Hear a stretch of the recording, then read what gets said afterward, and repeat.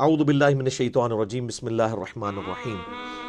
ان الذین کفروا، بے شک وہ لوگ جنہوں نے کفر اختیار کیا، سواء علیہم، ان کے لیے تو برابر ہے، اانذرتہم، کہ آپ صلی اللہ علیہ وآلہ وسلم ان کو آخرت کا ڈر سنائیں، ام لم تنذرہم لا یؤمنون، یا آپ صلی اللہ علیہ وآلہ وسلم انہیں آخرت کا ڈر نہ سنائیں، ان کے لیے برابر ہے، لا یؤمنون، وہ ایمان نہیں لے کر آئیں گے۔ اچھا، اس کا یہ مطلب نہیں ہے کہ جو کافر ہے اس کو آپ نے تبلیغ نہیں کرنی ہے۔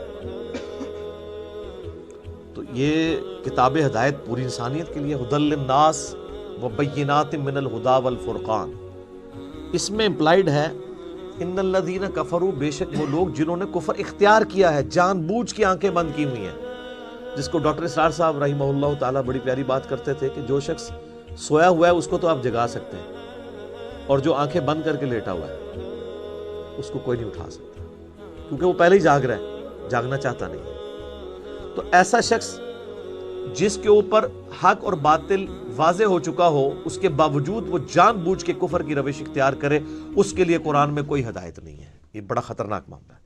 تو اس سے مراد وہ کافر ہیں کہ جو حق جاننے کے باوجود جان بوجھ کے اپنی قبیلے کی حمایت کے اندر، اپنی نسلی تعصب کے اندر،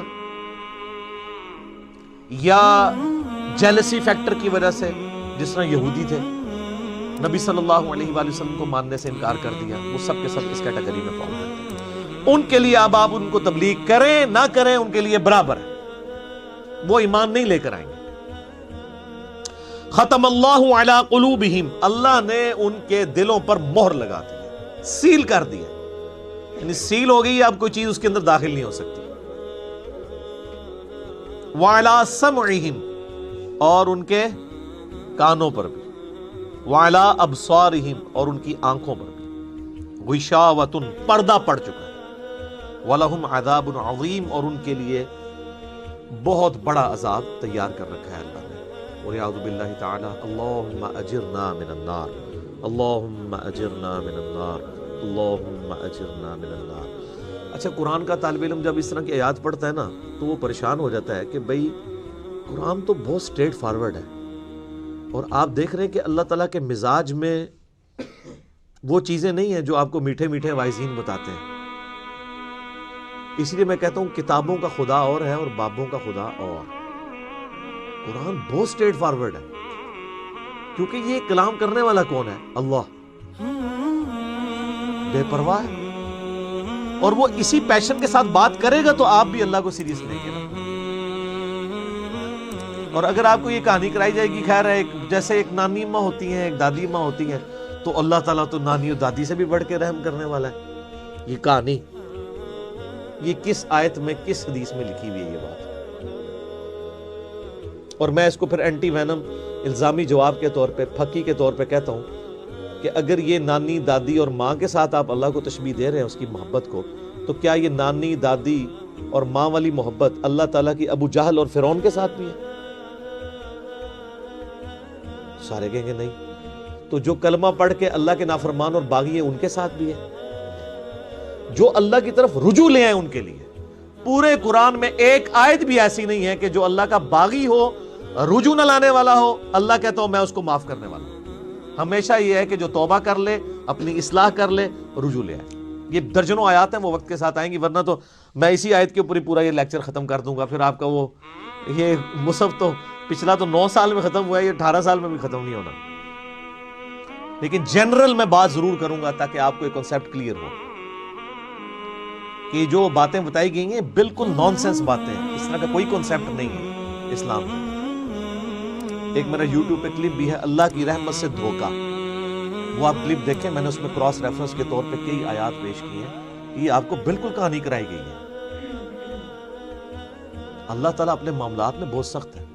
اچھا، اس کی وجہ سے بعض لوگوں کے دماغ میں یہ بھی آ جاتا ہے کہ یار اللہ تعالیٰ دیکھو مور لگا دیتا ہے، نعوذ باللہ، اللہ تعالیٰ کی اپروچ بڑی کوئی فنیٹک والی ہے، نعوذ باللہ۔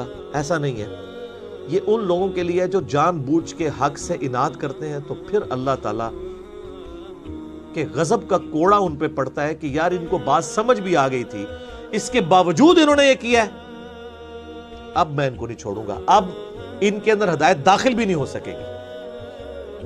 یہ بہت، یعنی اس کو کہتے ہیں پوائنٹ آف نو ریٹرن. اب اس پہ اللہ تعالیٰ کو کوئی پوچھ نہیں سکتا، اس کو اللہ نے بین کیا. لا يسأل عما يفعل وهم يسألون. اللہ کو کوئی نہیں پوچھ سکتا اس نے کوئی کام کیوں کیا، اللہ ہر ایک کو پوچھ سکتا ہے. یہ اللہ کو گلہ نہیں کیا جا سکتا. رب ہے، مالک ہے، اس نے اپنے لیے رول طے کیا کہ بھئی جب پوائنٹ آف نو ریٹرن پہ کوئی بندہ پہنچے گا، سچائی قبول کرنے کے باوجود وہ حق سے اناد کرے گا، اس کو نظر آ جائے گی سچائی ہے، پھر بھی وہ اناد کر دے گا، پھر میں مور لگا دوں گا. آؤ پھر وقت کا پیغمبر بھی اس کو ہدایت نہیں دے سکتا. انک لا تہدی من احببت ولکن اللہ یہدی من یشاء. اے نبی، جس سے تم محبت کرتے ہو تم بھی اسے ہدایت نہیں دے سکتے. اللہ جسے چاہتا ہے ہدایت دیتا ہے. ہدایت کس کو دیتا ہے؟ والذین جاہدوا فینا لنہدینہم سبلنا. جو لوگ ہماری راہ میں کوشش کریں گے ان کے لیے ہم اپنی راہیں کھولیں گے. اس کائنات کی سب سے ایلیٹ چیز ایمان ہے، جس کے اوپر ہمیشہ کی کامیابیوں اور ناکامیوں کا فیصلہ ہونے والا ہے. تو آپ کیا سمجھتے ہیں کہ آپ کو یہ راہ چلتے فٹ پاتھ پہ گری پڑی مل جائے گی؟ اس کے لیے کوئی ایفرٹ پٹ نہیں کرنی پڑے گی. اور دنیا میں جس چیز کی منفعت چند سالوں کے لیے ہو وہ بھی اتنی ایفرٹ پٹ کرنے کے بعد ملتی ہے، اور جس سے ہمیشہ کی کامیابیاں آپ کا مقدر ہونے والی ہیں، آپ سمجھتے ہیں کہ وہ آپ کو چنگے جی لگ جائے گی، مفت میں ہی مل جائے گی؟ نہیں، ناٹ ایٹ آل.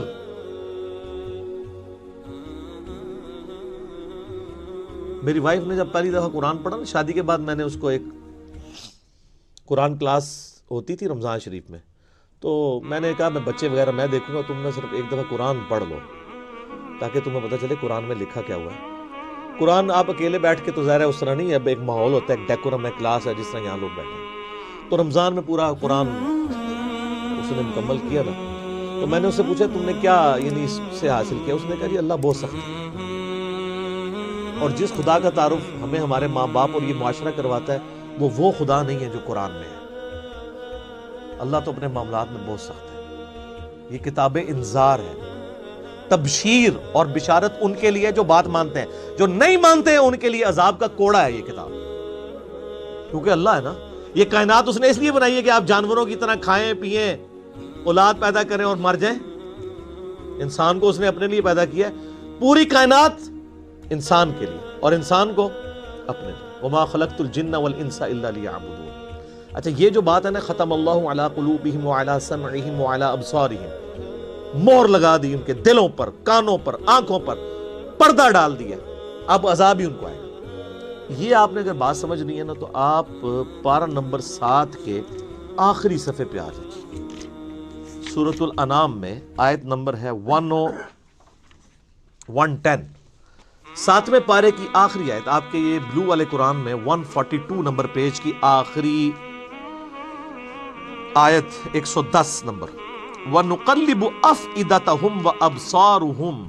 ہم پھیر دیتے ہیں ان کے دلوں کو اور ان کی آنکھوں کو، عقل اور ان کی آنکھوں کو، کہ وہ حق بات قبول نہ کریں.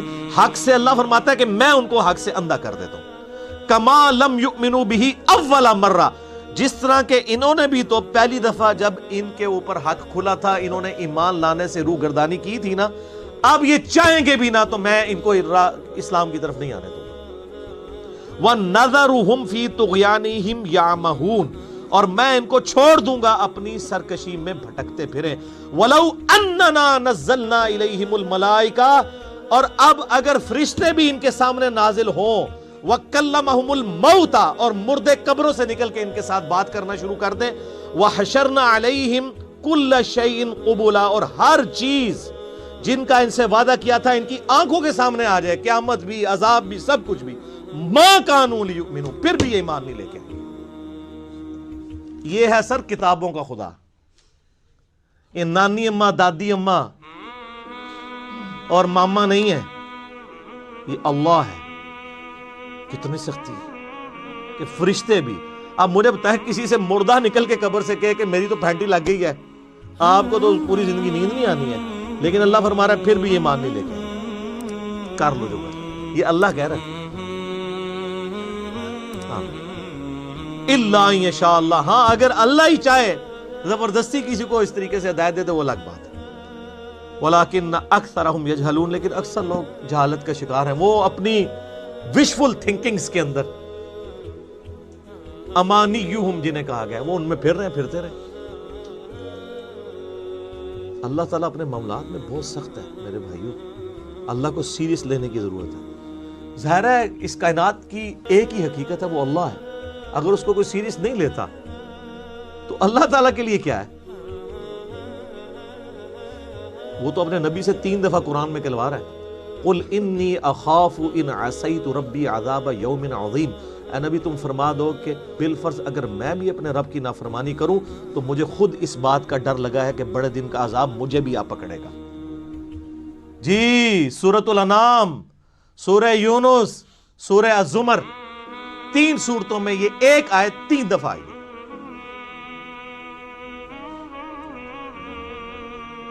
آپ مجھے بتائیں، جو آپ کو کہتے ہیں جناب ہم بخشوا لیں گے، ہم اپنے مریدوں کو لے جائیں گے، اور تو انہوں کھنگن نہیں دینا کسی نے ہوتے، تو یہ اس لیے کہ نہ انہوں نے خود قرآن پڑھا ہوا ہے اور نہ آپ کو پڑھنے دیں گے، ورنہ آپ کا دماغ کو جی گاڈ از آل لونگ، یہ کرسچنز نے بھی ایک دھوکہ دیا ہے نا، گاڈ از آل لونگ۔ تو میں نے ان کو بھی پھکی دی تھی کہ اگر گاڈ از آل لونگ ہے اور وہ آل لونگ کا کنسیپٹ پھر صوفیاء کے ہاں ادھر مسلمانوں میں بھی داخل ہوا، وہ جی اللہ کو ہماری نمازیں چاہیے، اور سر اللہ نے کب کہا مجھے تمہاری نمازیں چاہیے؟ اللہ کہتا ہے تمہیں تمہارے لیے نمازیں چاہیے، اللہ کے لیے نہیں، اپنے لیے۔ گاڈ از آل لونگ، او آل لونگ اس کے لیے ہے جو اس کا بندہ بن جائے گا، باغی کے لیے نہیں۔ تو پھر میں نے ان کو دنیاوی طور پہ ایک الزامی جواب، اینٹی وینم پھکی دی ہے کہ بتاؤ تمہارے دشمن کی بھی بیوی ہو اگر کوئی اور اس کے چھوٹے چھوٹے 4 بچے ہوں، کیا تم اپنے دشمن کے لیے خواہش رکھو گے کہ اس کی بیوی چھوٹے چھوٹے 4 بچے چھوڑ کے مر جائے اور اس کے بچے سوتیلی ماں کے ہاتھوں پٹتے رہے، ان کے مینٹل ماڈلز تک بدل جائیں؟ سارے کہیں گے نہیں جی، کیوں نہیں؟ دل پسیجتا ہے۔ اچھا، آپ کا دل پسیجتا ہے اور آپ نے ہمیں یہ کہانی کرائی ہے کہ اللہ تعالیٰ ماں سے اتنے گنا اور دادی سے اتنے گنا اور نانی سے اتنے گنا محبت کرتا ہے، تو وہ اللہ روزانہ ہزاروں ایسی عورتوں کو موت کیوں دیتا ہے جن کے 4 چھوٹے چھوٹے بچے ہوتے ہیں؟ اس پہ ساروں کی زبانیں گم ہو جاتی ہیں۔ اگر وہ آل لونگ ہے کیوں موت دیتا ہے؟ آپ تو اپنے دشمن کی بیوی کو بھی موت نہ دیں، وہ روزانہ ہزاروں ایسی ماؤں کو موت کیوں دیتا ہے جن کے چھوٹے چھوٹے بچے ہوتے ہیں؟ اس کا مطلب ہے آپ نے جو احساسات ڈیولپ کیے ہوئے ہیں کہ اللہ اپنے بندوں کے ساتھ یہ کرتا ہے، وہ نہیں ہے۔ اللہ اپنے احساسات کا اسیر نہیں ہے، اللہ کے وہ جذبات نہیں ہیں جو آپ کے ہوتے ہیں، وہ بے پرواہ ہے۔ ہاں، جو اس کا ہو جائے نا اس کے لیے معاملہ الگ ہے۔ وہ صحیح بخاری میں حدیث ہے کہ جس نے میرے ولی کے ساتھ دشمنی کی، میرا اعلان جنگ ہے اس کے خلاف، اور انسان میرا قرب نہیں حاصل کرتا مگر فرائض کے ذریعے اور نوافل پہ استقامت کے ذریعے اس لیول پہ پہنچ جاتا ہے کہ میں اس کے ہاتھ بن جاتا ہوں جس سے وہ پکڑتا ہے، میں اس کے کان بن جاتا ہوں جس سے وہ سنتا ہے، میں اس کی آنکھیں بن جاتا ہوں جس سے وہ دیکھتا ہے، میں اس کے پاؤں بن جاتا ہوں جس سے وہ چلتا ہے۔ اچھا، ادھر ہی حدیث روک دیتے ہیں صوفیاء اور وہ کہتے ہیں نہیں وہ خود ہی خدا بن گیا، ایتھوں ہاتھ پائے گا انج ہو جائے گا۔ وہ آگے پڑھو کیا لکھا ہوا ہے، وہ جب اپنے دشمن کے اگینسٹ مجھ سے پناہ طلب کرتا ہے میں اسے پناہ عطا کرتا ہوں۔ اگر وہ اللہ ہی سے پناہ طلب کر رہا ہے تو وہ پھر ہاتھ مارنے جو گا تو نا، یہ ہاتھ بن جاتا ہوں، پاؤں بن جاتا ہوں، کان بن جاتا ہوں، اس سے مراد یہ کہ اس کا اوڑھنا بچھونا پھر میں ہی بن جاتا ہوں۔ قل ان صلاتي ونسكي ومحياي ومماتي للہ رب العالمین، اے نبی تم فرما دو بے شک میری نماز، میری قربانی، میرا جینا، میرا مرنا سب اللہ کے لیے۔ اوڑھنا بچھونا اللہ بن جاتا ہے۔ اس حدیث کے آگے الفاظ ہیں، اللہ تعالیٰ فرماتا ہے مجھے کبھی کسی معاملے میں ہچکچاہٹ نہیں ہوتی سوائے ایک معاملے کے کہ جب مجھے اپنے کسی مومن بندے کو موت دینی پڑتی ہے۔ اللہ کہتا ہے میں بھی اس پہ ریلیکٹڈ ہوتا ہوں، کیوں؟ میرا بندہ موت کو ناپسند کرتا ہے۔ ظاہر ہے موت تو کسی کو بھی پسند نہیں ہے، انسان زندہ رہنا چاہتا ہے، اور یہ اللہ نے انسان کی کوالٹی رکھی ہے کہ اسے زندہ رہنے کی خواہش ہے۔ اسی لیے اولیاء اللہ بھی جب خطاب کر رہے ہو نا وہاں پہ اسپیکر پھٹ جائے تو وہ بھی یوں کر جاتے ہیں، لا حول علیہم ولا ہم یحزنون۔ کیوں کرتے ہیں؟ یہ نیچرل اللہ نے رکھا ہوا ہے۔ کسی اولیاء اللہ کو کہنا یہ سامنے یہ بٹ صاحب کے پاس جو بندوق بڑی خطرناک سی انہوں نے تانی بھی ہے، کسی اولیاء اللہ کو کہنا پڑھ لے کلمہ میں چلان لگاؤں، تو آپ دیکھ لیں اس کی کیا حالت ہوگی۔ یہ اللہ نے نیچرل رکھا ہوا ہے۔ موت تو اللہ فرماتا ہے کہ میں بھی ریلیکٹڈ ہوتا ہوں وہ اپنی موت کو ناپسند کر رہا ہوتا ہے اور میں اسے موت دے کے اپنے پاس لانا چاہتا ہوں، پھر کیا ہوتا ہے؟ پھر تو وہ قرآن پاک میں سورہ حمیم سجدہ میں آیا نا کہ ایسے لوگوں میں پھر فرشتے نازل ہوتے ہیں، ان کو بشارت دیتے ہیں موت کے وقت. اور پھر سن نبی داؤد میں، سن نسائی میں بڑی ٹیلڈ احادیث ہے کہ جب ایمان والے کی موت کا وقت قریب آتا ہے تو باقاعدہ اس کو آمادہ کیا جاتا ہے کہ وہ خود کہے کہ میں مرنا ہے. وہ جب سب کچھ دیکھتا ہے وہ کہتا ہے ٹھیک ہے جان دو، پہلے نہیں کہتا جان دو. بڑا مشکل کام ہے. پہلے کہنا کہ جان دو تو حضرت موسیٰ علیہ السلام تھپڑ کیوں مارتے ہیں اسرائیل کو؟ میرا وہ بھی کلپ چڑھا ہے نا، بخاری مسلم میں حدیث ہے جو. تو یہ بہت سینسٹیو ایشو ہے. اللہ تعالیٰ کے بارے میں آپ اپنے دماغ کھول لیں، یا وہ کتاب کھول رہے ہیں جو بابوں کی لکھی ہوئی نہیں ہے کتاب، یہ اللہ کی نازل کردہ کتاب ہے. اس کو اسی طریقے سے سمجھنا ہے. شروع میں ہی آپ کا کانٹا نکل جائے گا تو آپ کو آگے قرآن سمجھنا آسان ہوگا. اللہ کے مزاج کو سمجھنا ہے آپ نے، اور یہ دماغ میں بات طے کر لینی ہے کہ بابوں کا خدا اور ہے اور کتابوں کا خدا اور. یہ آپ جو پڑھ رہے ہیں نا، یہ وہ خدا ہے جس کا تعارف محمد رسول اللہ صلی اللہ علیہ وآلہ وسلم نے آپ کو کروایا. یہ وہ خدا ہے جس کا تعارف پیغمبروں نے کروایا، اور پیغمبروں نے ان کتابوں کے ذریعے کروایا جو اللہ نے ان پہ نازل کی تھی. یہ مولانا روم کہ مثنوی شریف والا خدا نہیں ہے، یہ قرآن شریف والا خدا ہے. وہ کہتے ہیں وہ مثنوی مولانا روم جو ہے وہ فارسی کا قرآن ہے. استغفر اللہ تو بولی ایڈیاں کہانیاں، ایڈے جھوٹ، اتنی انبیاء کی گستاخانہ واقعات اس کے اندر ہیں، اور اس کو کہتے ہیں فارسی کا قرآن ہے.